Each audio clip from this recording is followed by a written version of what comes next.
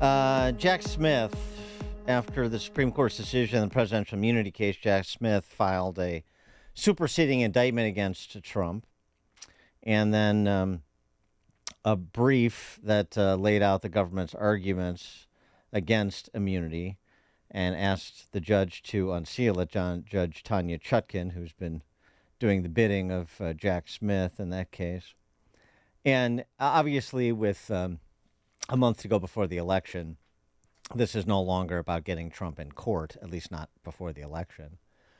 This is about getting information that is negative about Trump out into the public sphere to try to help Kamala Harris across the finish line. And then Jack Smith will have free reign to prosecute the former president after November 5th. That's what it seems to me. Smear campaign right before the election. It's Kim Strassel called it the Jack Smith's October surprise.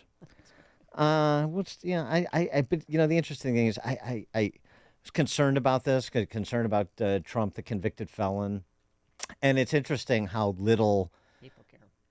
How little Democrats are using that. They made mention it sort of in passing a couple of times at the convention.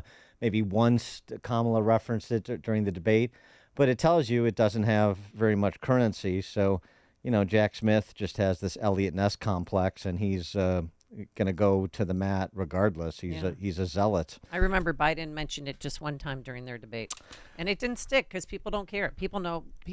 Well, that was. I think even some Democrats in the Biden debate, he hadn't been convicted yet. No. So the Kamala debate, but even after the conviction, it just doesn't have much stickiness, it doesn't seem. For more on this, Andy McCarthy joins us, former Chief Assistant U.S. Attorney in the Southern District of New York. That would be Manhattan. Contributing editor at National Review and author of the bestseller Ball of Collusion, The Plot to Rig an Election and Destroy a Presidency. Speaking of plots to rig an election, Jack Smith seems to have cooked up his own. Andy McCarthy, thanks for joining us. Appreciate it. Morning. Great to be with you. So your assessment of what Jack Smith is doing here and the propriety of it as an officer of the court? Well, look, I think the Supreme Court gave him, not that they intended to do this, but there was a pretext for doing this, which was in the immunity decision, the Supreme Court told Judge Chutkin she had to go exactingly through the indictment and the way that Smith was going to go about proving the indictment and decide which acts are potentially immune because they're official acts of the presidency and which acts are private and can be prosecuted. And that was supposed to be and should have been a good faith exercise of, just a simple legal question, which is, I don't mean to say that it's simple in execution because it can be very difficult to figure out whether an act is presidential or private, depending on the context and a lot of other factors. What I mean, it was simple in the sense that was the assignment. And rather than carry out the assignment, it was used pretextually to allow Smith to publish a book-length 165-page brief, which is about three times the size of what's normally allowed. Chutkin had to actually authorize him to write a bigger brief than the rules of the court allow so that he could get all this out. And then just to show that this was completely a pretextual exercise, he filed both the book-length complete version, unabridged, and then he also filed at the same time a redacted version that took out the stuff that was sensitive in the hopes of helping Judge Chutkin quickly get through it and decide, what could be made public, which of course she did. So the whole point of it was to get the information out into the public domain.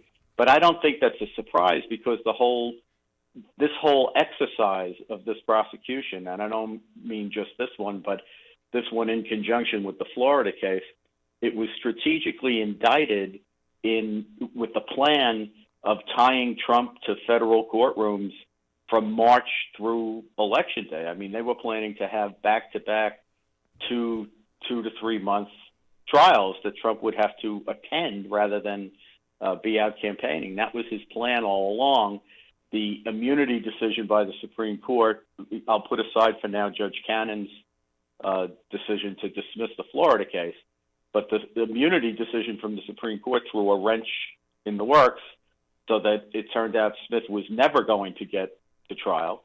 And this is the next best thing for them. Well, and I think Amy's right that, in the sense that they're not talking about this much publicly, but I think it's a two-edged thing for them, right? They think of this as a turnout election, and they have to get the progressives juiced up. So I think that's what Chutkan and Smith's part of the equation is to throw red meat to the base. But they're not talking about this much publicly, because publicly, when they talk about this, the bite back on that is that they're abusing the Justice Department to go after a political enemy. So I don't think it really helps them. well, was there a smoking gun in this 165-page document? Anything new? Anything that went, oh, that could be damaging to No. President Trump? Amy, this is exactly the point with this, as being resonant for purposes of the election. I think what they needed was to get a high-profile trial where, look, we've heard a lot. For example, we've heard a lot for 4 years about the role of Mike Pence and the pressure that was put on him and all that stuff. We know that story already.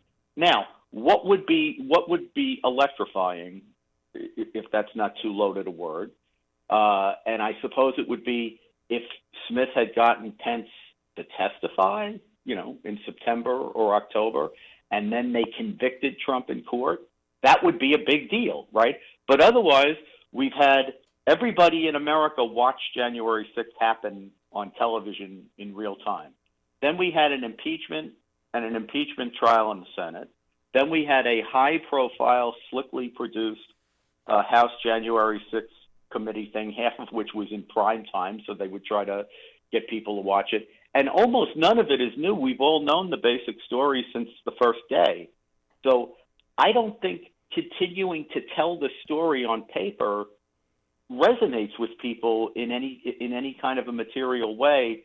And most people have made up their minds what they think about this. The people who feel very strongly about it in the anti-Trump camp have already decided that he's unfit to be president.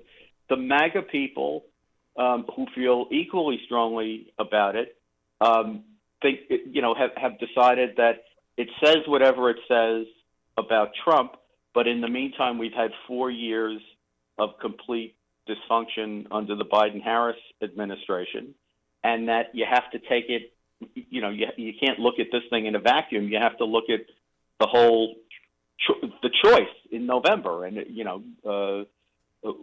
regardless of what you think about January 6th, the question is, can we stand 4 more years of what the last 4 years has been like? Well, right. So I mean, I don't think it's changing anyone's mind. no. I mean, and it's in the filing. I mean, all Smith really does is make declarations that things that are arguably official acts were not official acts. They were private acts, and thus he has criminal exposure for those private acts. Basically, it seems to me. Yeah, well, if I were the Supreme Court, I'd be pretty angry about the submission because, it's obviously, this is probably the most telling sign that it's just made for politics. It's not a legal argument. What the Supreme Court actually said in the immunity case is that we don't think you should be using presidential acts to prosecute, period.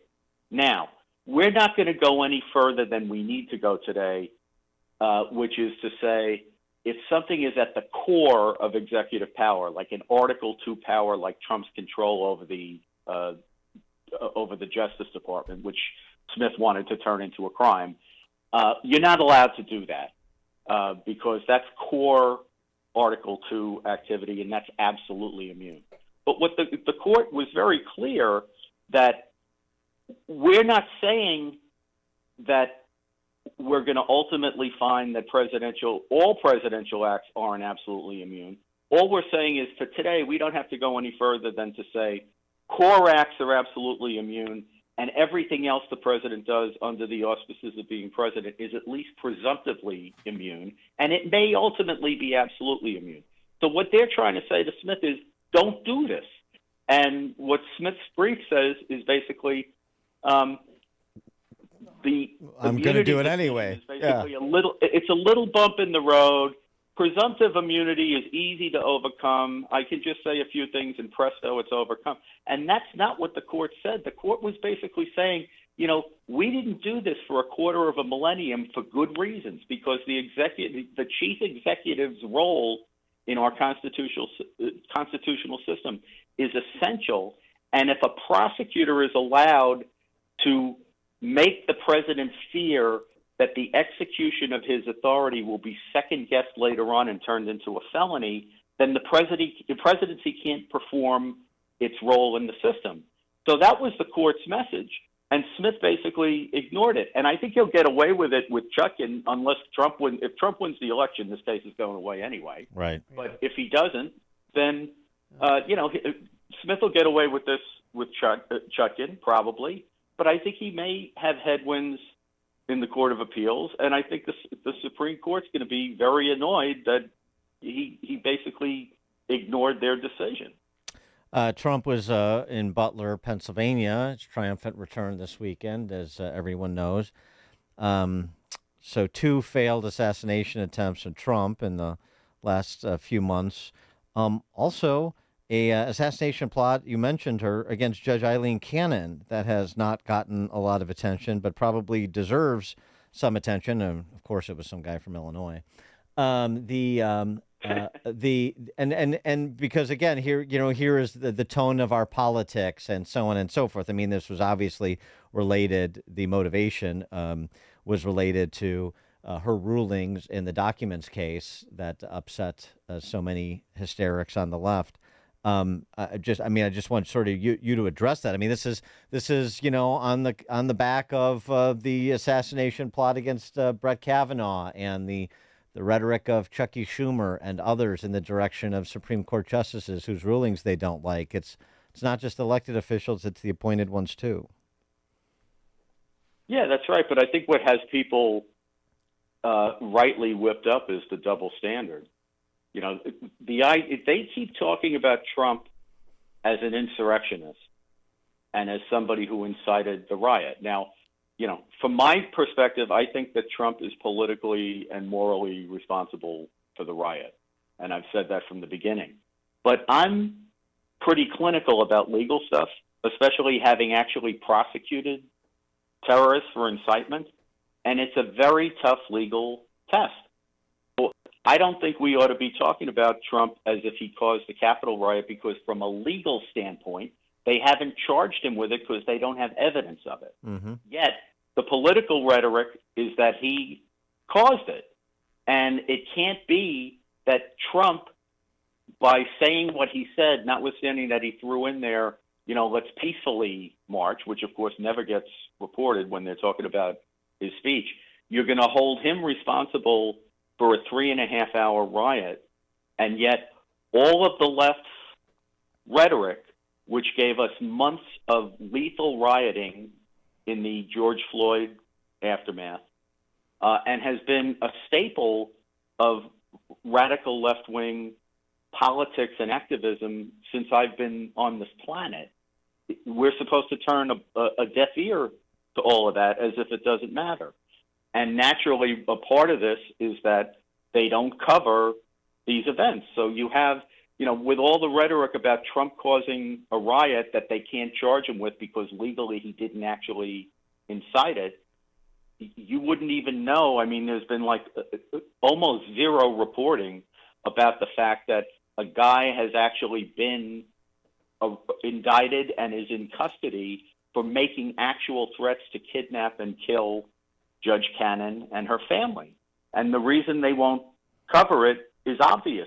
They're the ones who are most complicit in fiery political rhetoric, provocative political rhetoric, and there's been more of a direct nexus between their hate speech and actual violence than anything that they can point to on the other side. Yeah, and you would think, I mean, just speaking of Illinois, I know the guy was from Urbana. I think he was from Urbana, but I mean, right. we had this, 20 years ago, the high-profile murder of Judge Joan Lefkoe. murdered the judge's husband and a mother of the mother there. And then the suspect committed suicide. But I mean, just in terms of like, we talk about protecting judges and not just from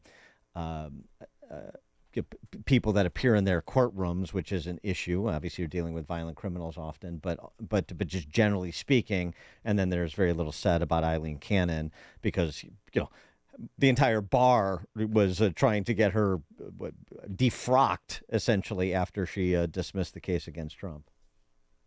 Yeah, and if they covered it, they would have to say, maybe they bear some responsibility for that on the basis of their irresponsible rhetoric. Now, from my perspective, and again, I say this as somebody who's convicted terrorists for incitement, I would like everybody to be judged by the same legal standard. I never said that the guy who opened fire and almost killed Steve Scalise, almost killed another guy, and could very easily have killed a number of people, Republican members of the House at that baseball practice. I never made a big deal about the fact that the guy's a Bernie Sanders supporter. I think it's relevant that he's a radical leftist because I think violence comes with that. But I didn't blame Sanders for the fact that, one of his maniac supporters went out and tried to commit a mass murder attack, because I think we all have agency and we're all responsible for our actions. And I looked the jury in the eye at the end. I had terrorists who were saying that they were provoked into bombing places in New York, including the World Trade Center, because they were so, they had been entrapped by the government, or they were enraged by what they saw on television about what was happening in Bosnia.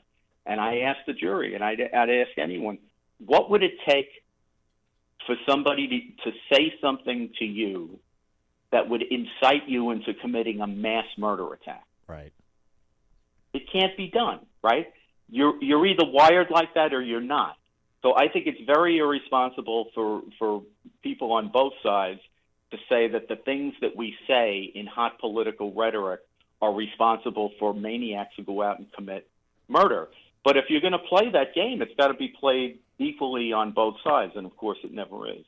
Andy McCarthy, former Chief Assistant U.S. Attorney, Southern District of New York, contributing editor at National Review and author of the bestseller Ball of Collusion, The Plot to Rig an Election and Destroy a Presidency. Andy, thank you as always. Thanks. Have a great day, guys. You too, and he joined us on our turnkey.pro answer line. This is Chicago's Morning Answer. Your show keeps me alive during the week. There's nobody I'd rather listen to between 5 and 9 in the morning than you guys. On AM 560, The Answer. Attention! If you owe money to the IRS, this is an urgent message. The IRS is cracking down by sending out heart-stopping letters, aggressively garnishing paychecks, seizing bank accounts, and putting liens on homes and businesses. They call it enforced compliance.